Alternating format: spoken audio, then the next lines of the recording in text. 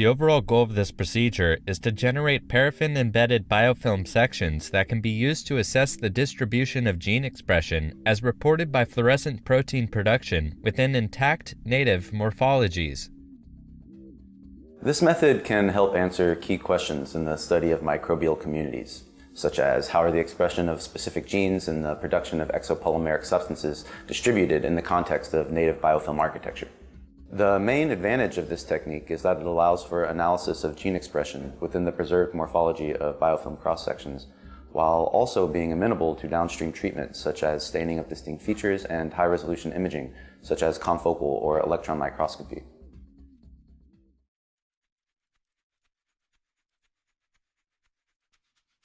After preparing agar tryptone solution according to the text protocol, use a 50 milliliter conical tube to pour 45 milliliters of the solution into a 100 millimeter by 100 millimeter square dish. Allow the agar to solidify for approximately 20 to 30 minutes. Pour a second 15 milliliter layer on top of the first layer. Then let it solidify overnight, and if necessary, use a lint-free tissue to remove condensation from the lids.